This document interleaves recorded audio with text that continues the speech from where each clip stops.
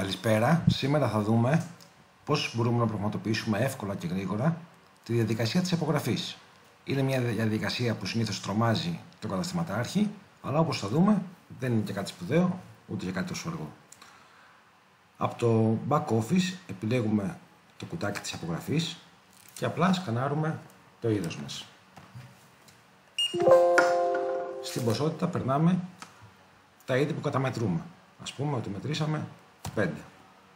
Πατάμε το tick και όντως κατεβαίνει στον πίνακα της απογραφής και μας λέει ότι έχουμε 5 κοκακόλες Zero στην αποθήκη μας, ενώ 5 καταμετρήσαμε. Άρα δεν έχουμε καμία διαφορά, δεν μας λείπει τίποτα, ούτε έχουμε κάποιο περίσσευμα. Προχωράμε στο επόμενο είδος. Είναι Coca-Cola 500 ml. Γράφουμε ότι έχουμε 7 καταμετρήσαμε, πατάμε το tick. Εδώ θα δούμε ότι σύμφωνα με την αποθήκη μας θα έπρεπε να είχαμε 8, ενώ σύμφωνα με την καταμέτρηση έχουμε 7.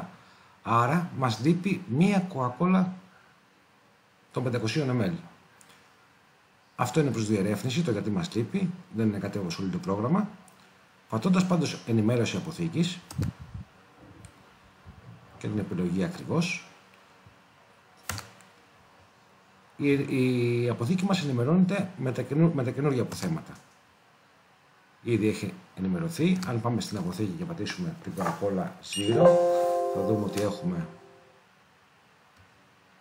5 στην αποθήκη μας, ενώ αν αναζητήσουμε την Coca-Cola 500 ml, θα δούμε ότι στην αποθήκη μας έχουμε 7, παρότι μέχρι τώρα η αποθήκη μας ήξερε ότι είχαμε 8.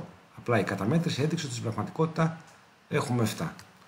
Αυτή λοιπόν είναι η απογραφή. Μπορεί να γίνει σε πολλά στάδια, δηλαδή τμηματικά. Περνάμε 15-20 είδη, ενημερώνουμε αποθήκη και το ξανακάνουμε, είτε να την ανοίξουμε και να περάσουμε όλοι μας την αποθήκη και στο τέλος να κάνουμε ενημέρωση αποθήκης. Σας ευχαριστούμε πολύ. Θα τα πούμε σύντομα με νέο βίντεο.